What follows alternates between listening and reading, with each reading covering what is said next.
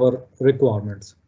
So a brief introduction of Kinjal. He is our expert and having 15 plus years of industry experience on the board design and development. We have Kamal visible on the screen. He is having 11 plus of experience on the high speed design boards. Both are our experts from the board design and embedded systems. So over to you guys. You sail us through this journey. Sure. Thank you, Manish. Thank you, Sanjay, and everyone else for your good words and good information. So I hope my screen is visible. So welcome everyone for this session of high-speed board design, the best practices around it. We'll be covering digital board design, the RF board designs, and we'll be touching base on what are the best practices around it and what are the challenges that we generally face in this area of design and how we encounter those challenges and how we actually make these boards work.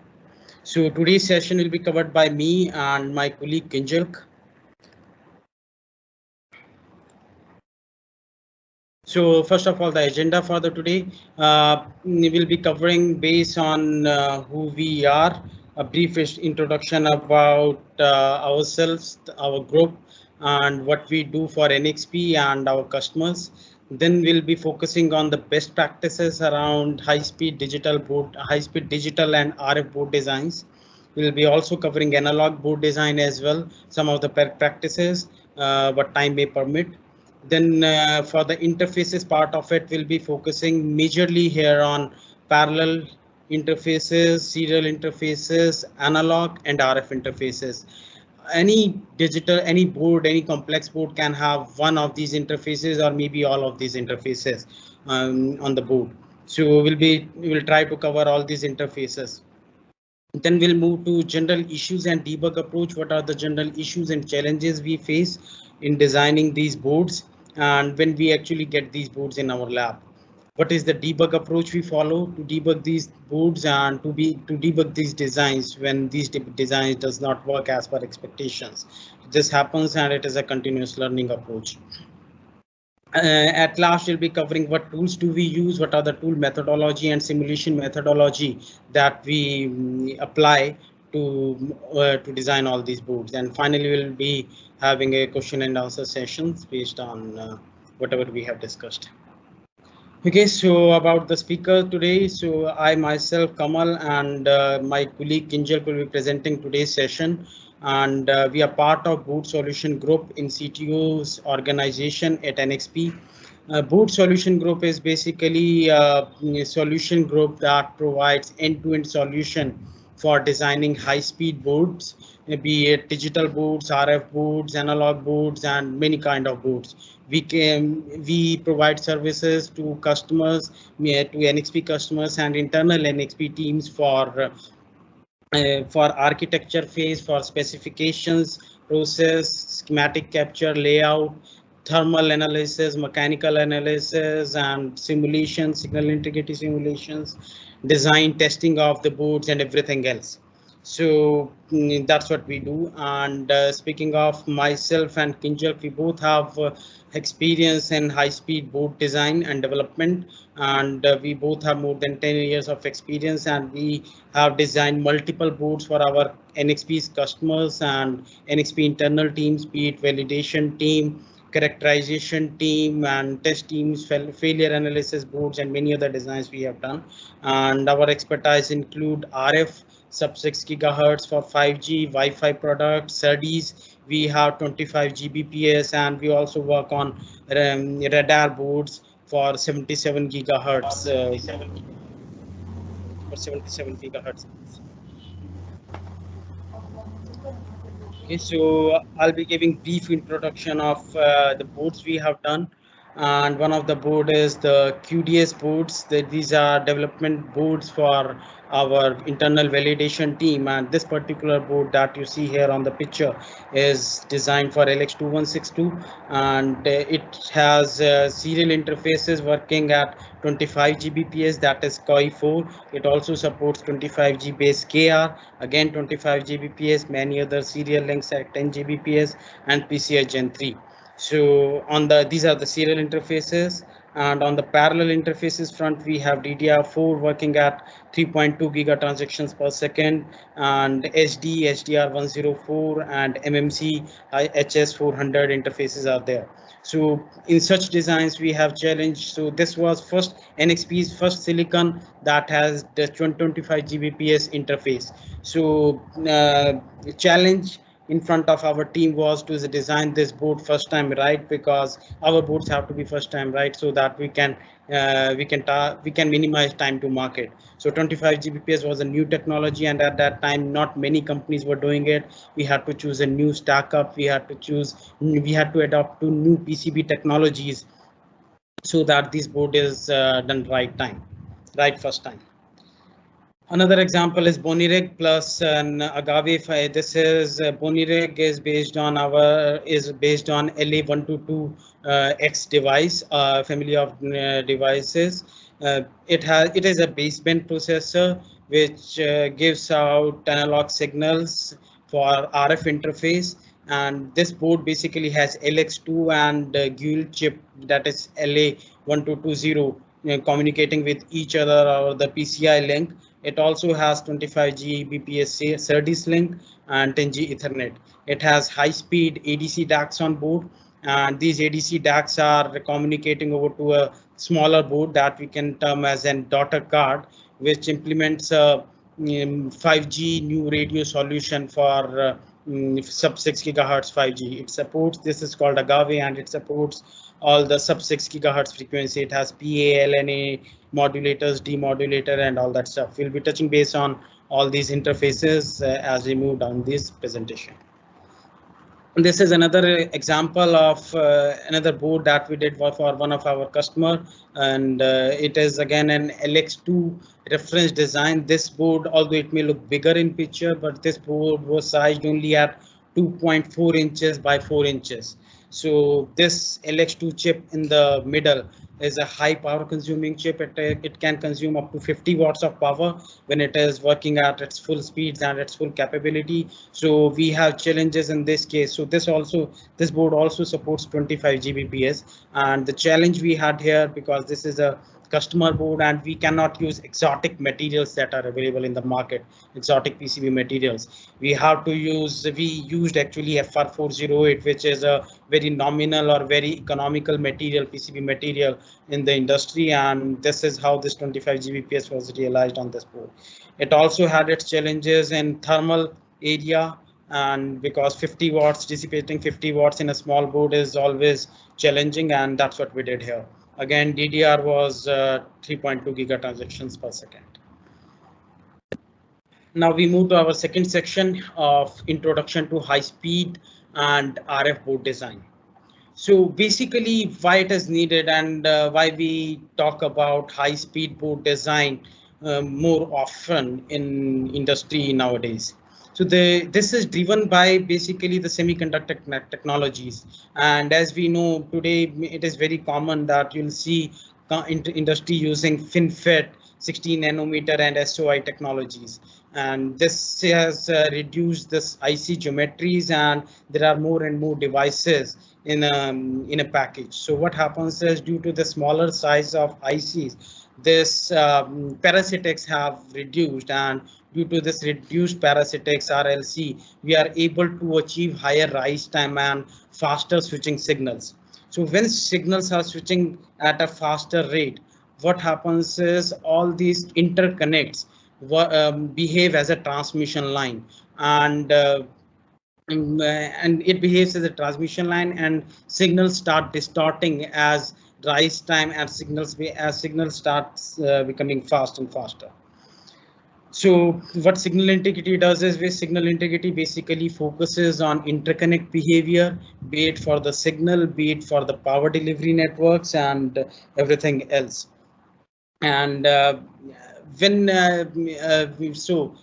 as we are talking about faster signal switching, LDI by DT, we have all studied about this in our engineering courses. So this voltage becomes more, because DI by DT, what we are talking about, increases, and because current switching increases, so this increases the noise in the system, and this noise contributes to crosstalk issues, ringing issues, and other power delivery issues. And ultimately, all these issues, all these problems are absorbed by our signals, and signals start distorting. So that's it. That is the basic rationale behind semiconductor technologies and how semiconductor technologies are impacting our board design activities. And also, as I've discussed, these chips are switching currents at higher frequencies nowadays. It creates problems, and we have lower operating voltages. And with the lower operating voltages, earlier we used to operate at 1.8 volt, 3.3 volt voltage levels, and so keeping a 10% tap on it for higher and lower margins for noise in the power rail, we used to have 180 millivolt or so. But now we'll see that for FinFET technology, we are moreover operating in a range of 0.8 volt or something like that. So we'll see, we'll have less margins, and we have board designers generally have less area, less margin to play with. And also the same, all these things apply in the RF design perspective as well. For RF front end design, we have to take care of cascaded noise figure, the maximum output power. Say for 3GPP spec, we need minimum 23 or 25 dB maximum output power at the output. Similarly, for 3GPP spec, you'll find on internet the minimum receiver sensitivity is minus 80 dBm. So that is what we have to decode. And for the GPS signals, it goes down to minus 120 and minus 130 dBm. So we have to decode all these signals very accurately so that there is no noise, signal to noise ratio is low as possible, and we can have maximum effective number of bits so that RF signal can be decoded as correctly as possible. Again, for antenna in RF, we have to analyze and we have to do analysis for an antenna structure, design it, and also check its performance in lab. For RF interconnect, it is impedance matching for the antenna, because everything in the high-speed interface is about the matching the impedance. It for the high-speed interfaces, line impedance match impacts, not the load impedance. So when line impedance is equal to the load impedance, then there will be maximum power transfer to the output. So impedance matching is required. And also we have power and ground resonances in the system. Again, so signal integrity analysis is now an integral part for the approach to target first time right designs. And if this is not done right, I mean, one design can work, it might not fail, but there are chances that it will not work correctly. So that is why we advise all our customers, all our internal teams to spend time, well in time, a decent amount of time for signal integrity analysis. This is the basic flow of high-speed and RF PCB design. First of all, we start from the top. Here at the top level, we'll have a block where that says PCB specification definition. So we'll define the specification, we'll capture the schematics, and on one side of it, with the schematic capture, we'll proceed to the layout design phase. Then we will translate this layout to an EDA tool model. Be it we have multiple tools, hyperlinks, HFSS, NSYS, ADS, Cadence, Sigrity. We use many other tools. So we translate it to a possible suitable EDA model, which is chosen by the design engineer. We verify the translation and board setup in the tool. We assign the part models, because for transmitter, receiver, and interconnect, we have all the part models in picture. Say for IBIS AMI simulations, we'll have AMI models from transmitter and receiver. For interconnect, we might have S parameter model in the picture. So those models have to be assigned. Then we run the analysis.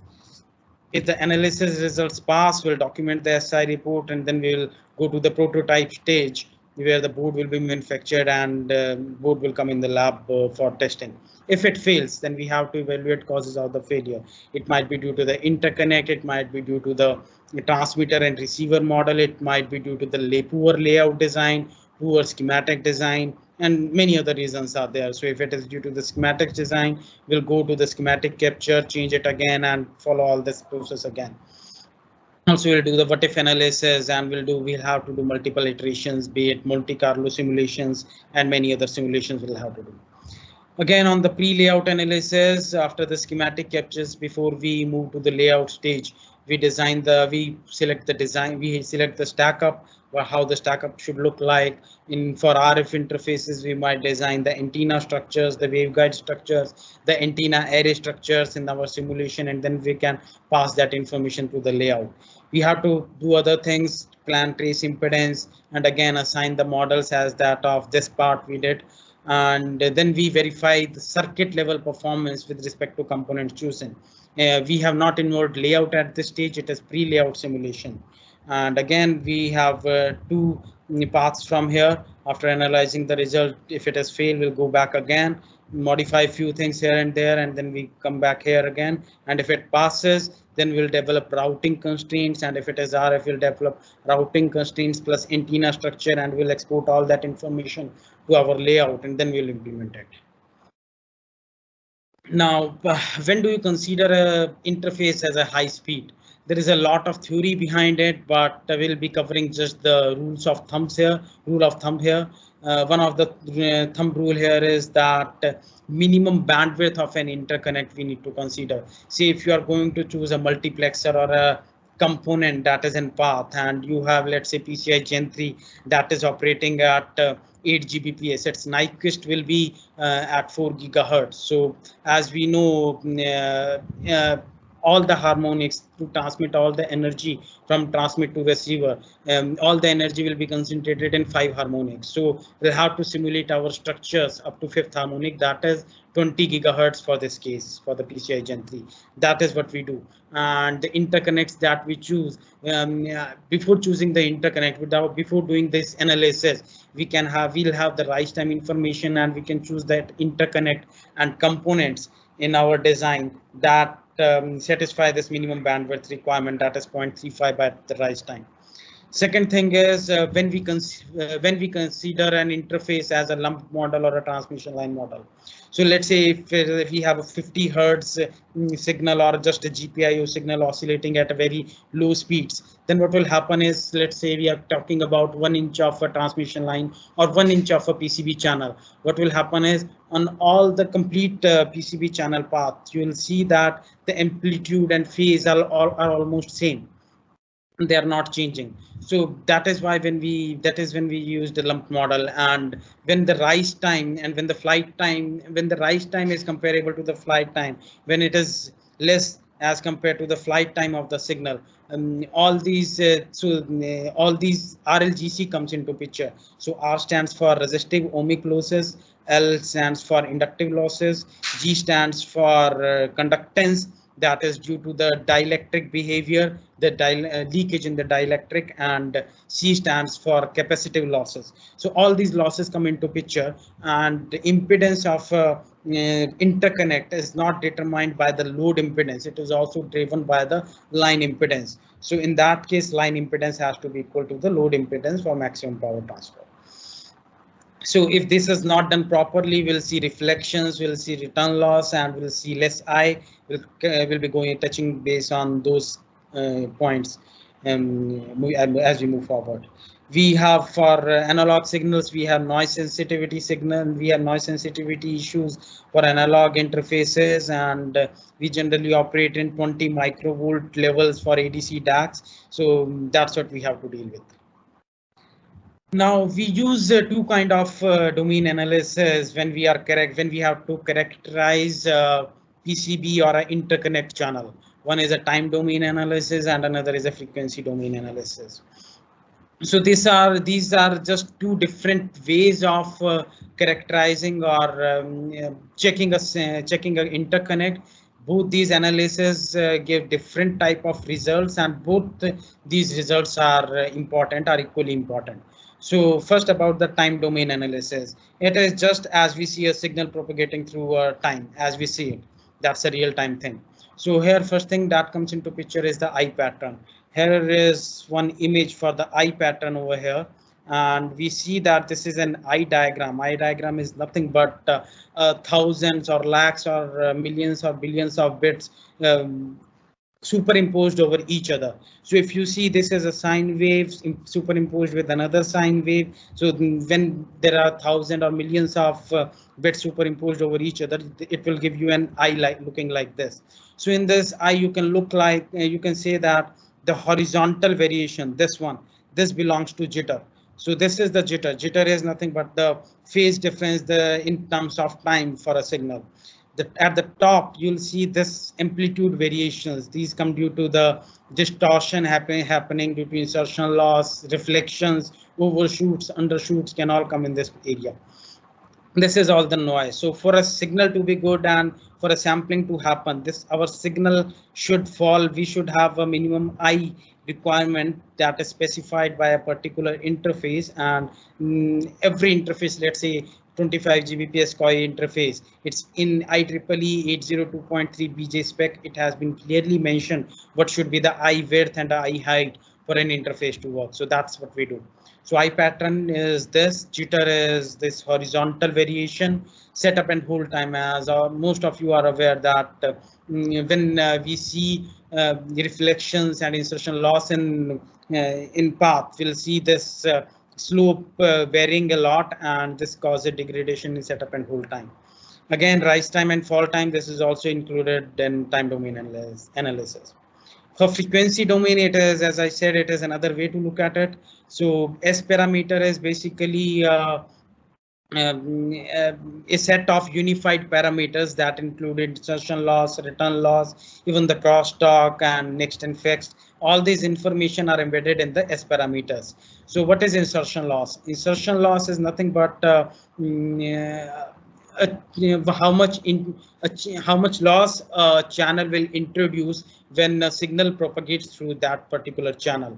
So we have to keep insertion loss to the minimum. If return loss happens due to the impedance discontinuities, as the name suggests, return loss is the energy is the measure of energy that is reflected back from an impedance discontinuity. Let's say your transmission is not designed correctly, or maybe your transmission line is designed correctly at 50 ohms and you have an impedance discontinue at 60 ohms. So some of the energy will be reflected back, and it will be seen at the receiver or in the path. It will cause overshoots, undershoots, and ringing and other issues, and that is why return loss is important. Crosstalk is the coupling between two conductors which are going parallel to each other for a longer distance. So it can introduce simultaneously switching noise in the system, and there are two types of crosstalks basically. One is called near end crosstalk next, and the other one is fixed far end crosstalk. Nyquist frequency, we have already discussed frequency that is basically required to have an adequate sample of a signal. And knee frequency and skews, they are again, skew is the propagation delay introduced in the system due to the interconnect, and knee frequency is our again this bandwidth is related with the bandwidth of the interconnect. Okay, so what are the areas of concern? So we have several areas of concern here. One is the power supply. So as I told, LDI by dt, when di by dt is large, we see noise into the system, and this is basically a impedance profile of a power system, power rail onto a board, and we see that we generally have targets to keep this impedance design, this PDN below this line, which is generally specified by the IC vendor. Say in NXP case, in NXP's case, most of the NXP's high speed devices will specify this PDN noise number, and system design should ensure that all this plot falls below this. So there are different kind of analysis that we do: a PDN analysis, IR drop, simple resistive drop, and decoupling analysis. Decoupling analysis is done to keep all this noise under the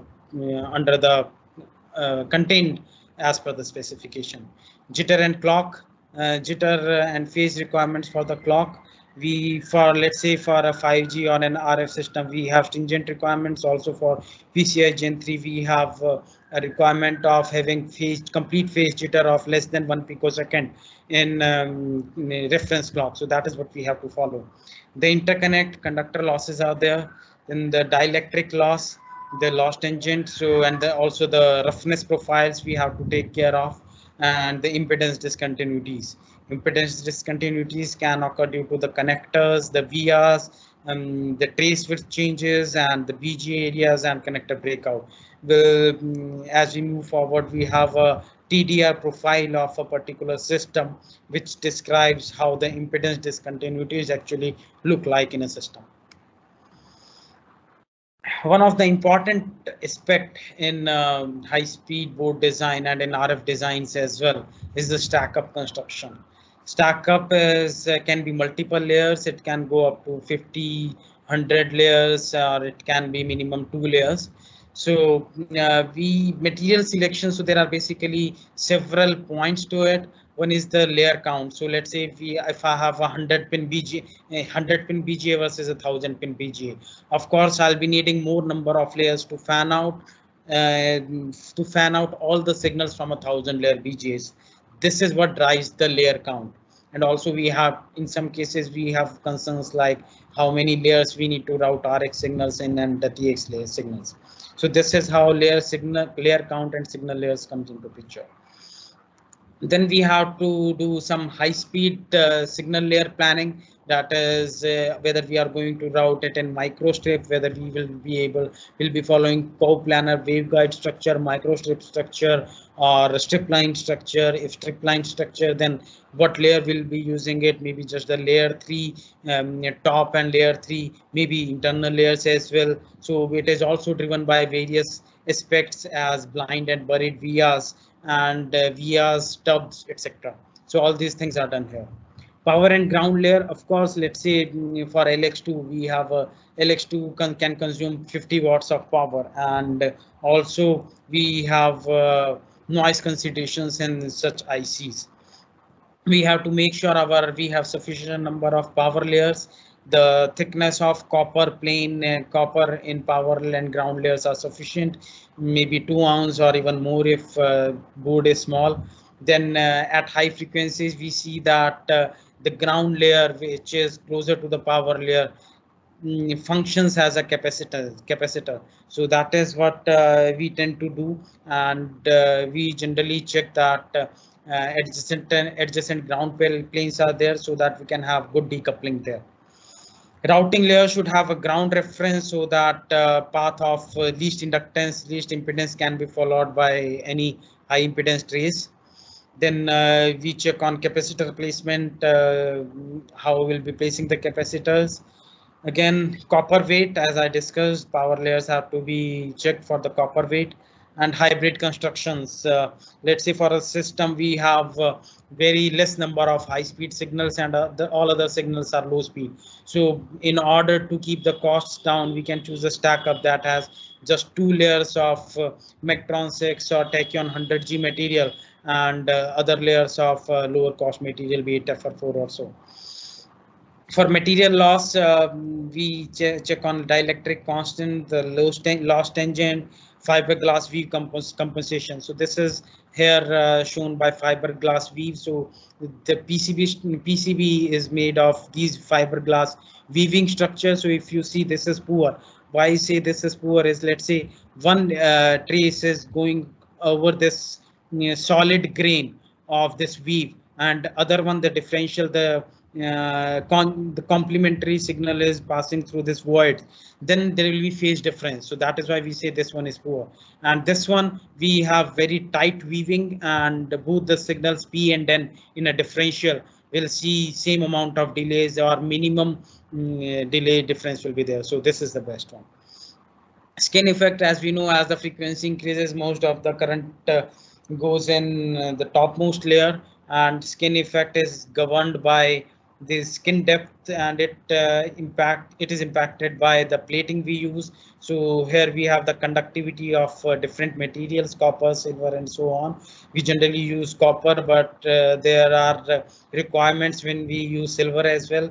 There are issues, we cannot blindly choose it, because we might see rusting issues and corrosion on the traces. So this is a very important step, and we need to be aware of all these implications. This is again the stack up thing, and we'll be skipping this slide majorly. Now on the right we see a stack up. This is how a stack up looks like. Will be, and these are the basic things, via types, material, and all other things that we have discussed on the previous slide. For the sake of time, I'm skipping this slide. Okay. Now we'll start with the interfaces. First of all, the parallel interfaces. So parallel interfaces, we have few examples here. One is the DDR4 or LPDDR, DDR3, and LPDDR. All these interfaces fall within parallel interfaces, and also we can have different kind of memories in a DDR system.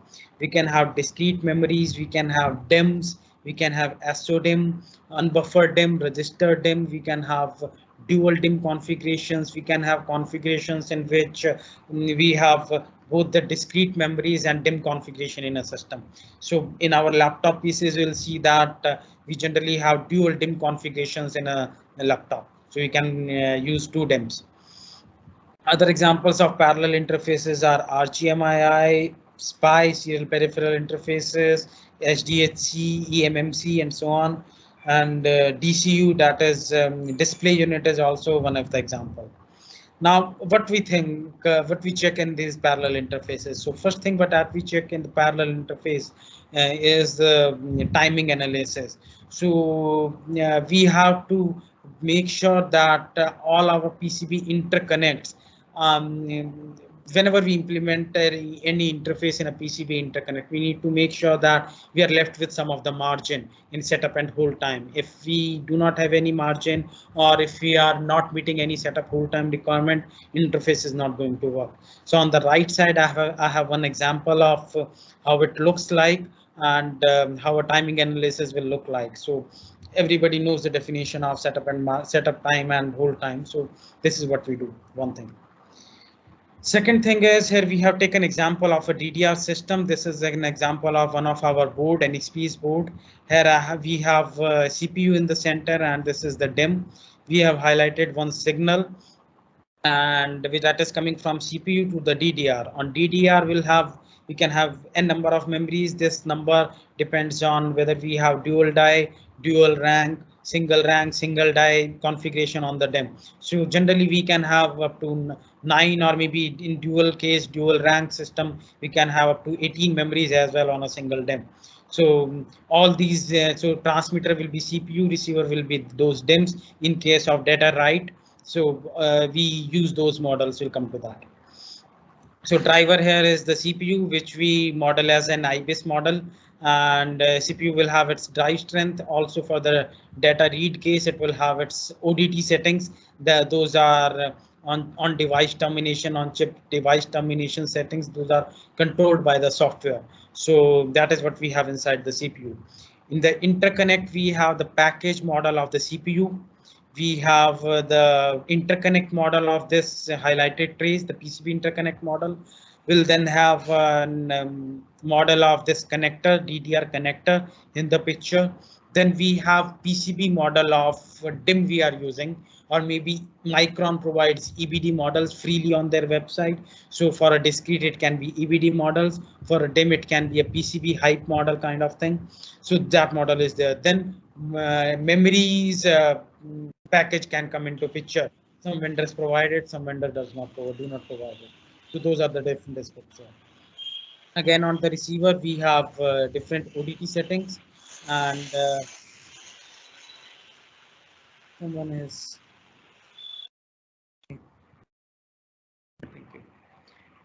So this is an example of DDR bus. As I said, this is what we have depicted as a DDR memory. So we can see that this is a DIMM and we have 8 different discrete memories here. And we have data bus that is going one by going each data byte is going to each device, and address command are routed in flyby topology. So there are so many signals. A DDR4 DIMM contains 288 signals. We have to simulate all of them, and it is time consuming. And we have to look at timing budget items, receiver loading, trace length, crosstalks, and terminations here. So when we have two DIMM systems, we have to enable one side ODT and disable other side ODT. So this is one of the example of how batch simulation look like. Herein we have simulated interface, a DDR interface, DDR4, that has so many signals. Snippet shows only 20 signals. Here we can see setup time, hold time, pulse width, slew rate, voltage margin is there, peak voltage is there, overshoot, undershoot, all these things are there, and monotonicity is also there. So all these pass and fail margins are in accordance with the JEDEC specification. So this is what one kind of analysis that we do, and this we do for all the 288 signals that are there in the interface. So this is a schematic view of how it looks like in an EDA tool. This shows a transmission line via, and this is a receiver, and here you have a transmitter. This is an eye diagram. DQ with respect to DQS is plotted here by the tool, and the tool here used here is the hyperlinks. This is what we see as eye mask. So eye diagram has to make sure that this eye mask has requirement has been met. This eye mask requirement are specified again by the JEDEC standards. Now serial interfaces. So serial interfaces are not we have multiple different things here in serial interfaces. We have a transmitter, then a TX package, same interconnect, RX and RX. So in serial interfaces, what we generally have is serializer and deserializer. While outputting it, we serialize it. We serialize a parallel stream of data, transmit it over a channel, and at the receiver we deserialize it and decode it. So that is what is done here. Again, the driver here is the transmitter, and driver's edge rate will be there because serial interface we take an example of is 25G base KR, 25 Gbps signaling rate, and it will have very stringent rise time requirements here. So and interconnects and everything becomes very critical here.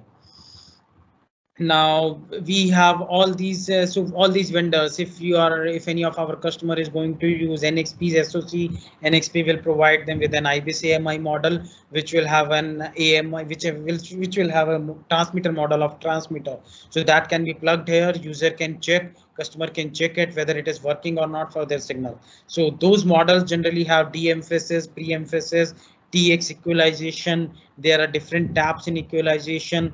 Those are called feed forward equalization, FFE, DFE, and CTLEs. So those are different taps that design engineers can tune so that this interface can work. Interconnect is there. In an interconnect, there are two kind of losses, as we have said, dielectric loss and skin effect loss. So insertion loss comes into the picture. Then PCB traces and VRs. Wherever we have VRs, we'll see that impedance discontinuity is there. We have to simulate and design VR such that in discontinuity is minimized. And the receiver, again, we have a receiver model and we have loading. So that's what we simulate.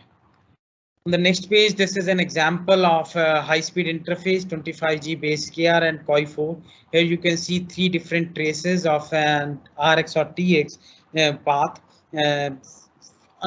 One in the center is the victim. Two others can act as an aggressor in case of crosstalk simulation. So this is a picture from HFSS, and here you can see that this has been simulated to give out an S parameter model, which will give insertion loss and return loss.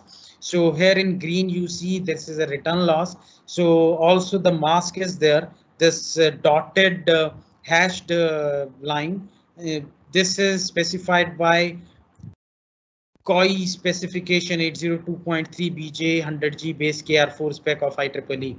So this mask has been defined in spec, and we make sure that our system follow this specification. So the return loss has to be less than this, and also the insertion loss, this purple line, has to stay above this insertion loss limit. So this is one thing. This is how a channel looks like when we are simulating it. So we have a transmitter, we have a package model, we have an interconnect. Then we have another interconnect, maybe a interconnect model of connector we have here. Then we have a daughter card receiver path here. Then we have receiver package S parameter model, and then at the last we have receiver. So in this formulation, if you see, we have simulated this is as victim and these two as aggressors. So these aggressors are victimizing this transmitter which is in the center, and here I'm using crosstalk models, and this is the normal TX model. So here we are probing I before the RX and after the RX. The reason is we are checking the impact of receiver equalization both before the equalization is applied and after the equalization is applied. So this is NXP model, as you can see here.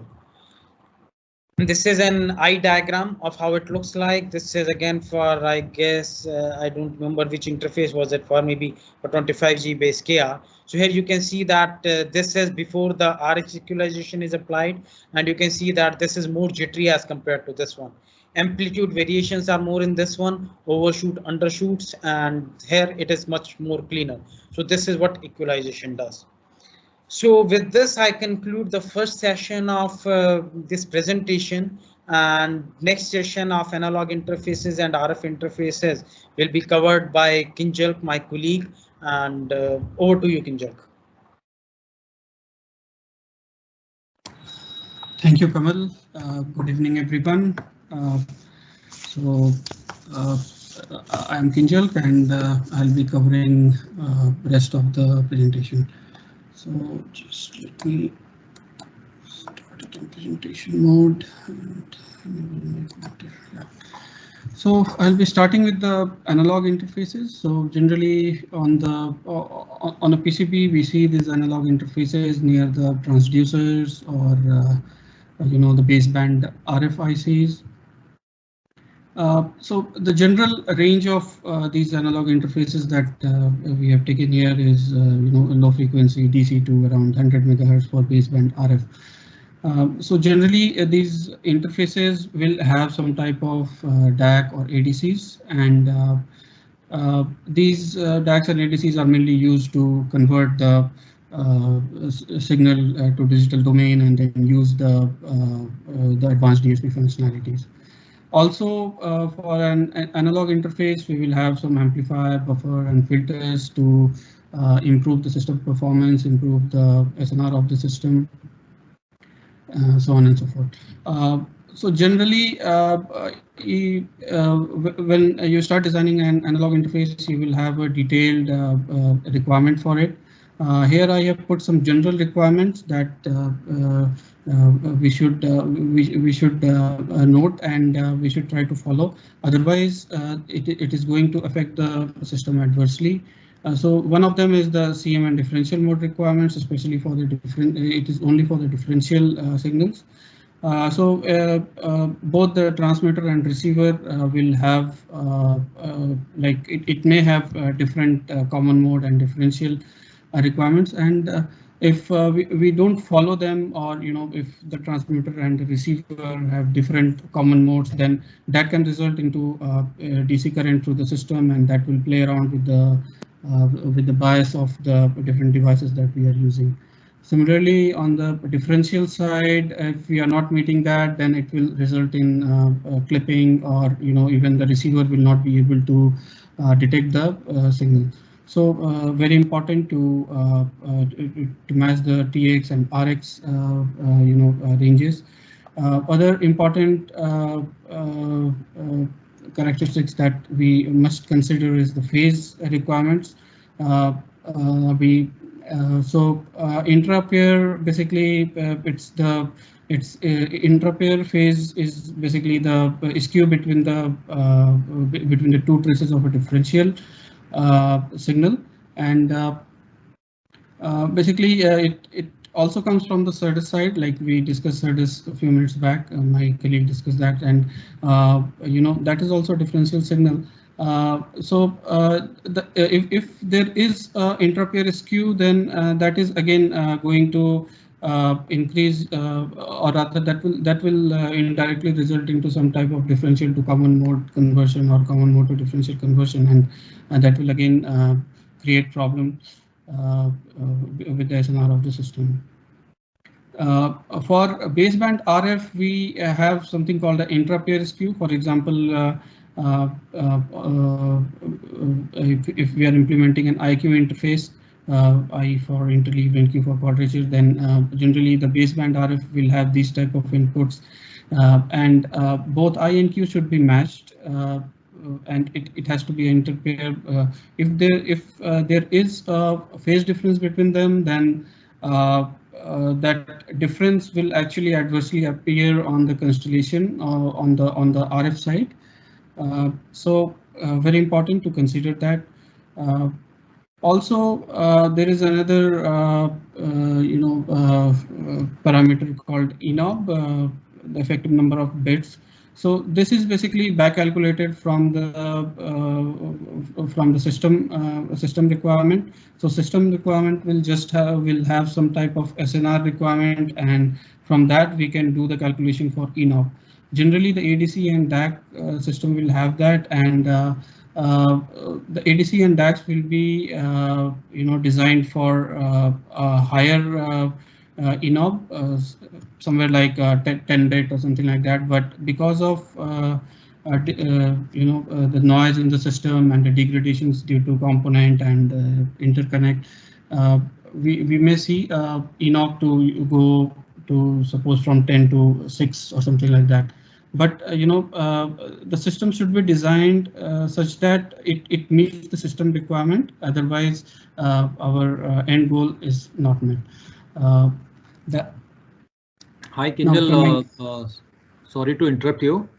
Now I think we have only 2 minutes left, so maybe one request for you. We can plan this session on some other day, or we can club it with some other session if that is helpful. Because I think you have right now 20 slides, 15 slides. Yeah. So it will take at least 25 to 30 minutes, not less, if I'm not wrong. Yes. And is that okay for you? That if I can plan another session for very specific to the analog interfaces on the high board speed design, high speed board designs. Yes, we can do that, Manish. Okay, Kamal, this is okay? Yeah, sounds good. Perfect. So I think you can take a few queries if someone is having questions related to the previous part of the presentation. Maybe Kamal, if you can enable your video, will be helpful.